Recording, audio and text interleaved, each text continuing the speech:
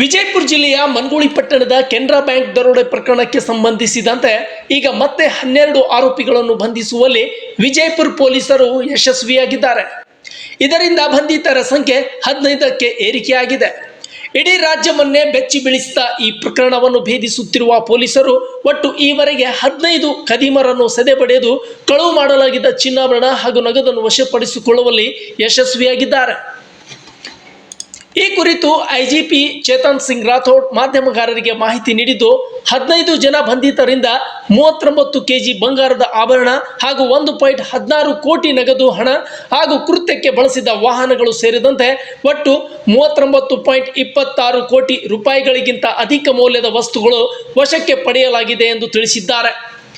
ಒಟ್ಟು 8 ತಂಡಗಳಿಂದ ಈ ಕಾರ್ಯಾಚರಣೆ ನಡೆದಿದ್ದು ಯಶಸ್ವಿಯಾಗಿದೆ ಎಂದಿದ್ದಾರೆ.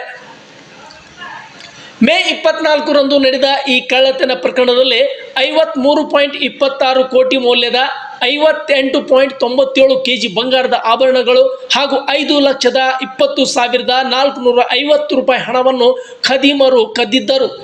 ಬಳಿಕ ಪ್ರಕರಣ ದಾಖಲಿಸಿಕೊಂಡ ವಿಜಯಪುರ ಪೊಲೀಸರು ಕಾರ್ಯಾಚರಣೆಗೆ ಇಳಿದಿದ್ದು ಮೂವರು ಆರೋಪಿಗಳನ್ನು ಬಂಧಿಸಿದ್ದರು. ಆಗ ಆರೋಪಿಗಳಿಂದ 10 ಕೋಟಿ 75 ಮೌಲ್ಯದ 10.5 ಕೆಜಿ ಬಂಗಾರದ ಆಭರಣಗಳನ್ನು ವಶಕ್ಕೆ ಪಡೆದಿದ್ದರು.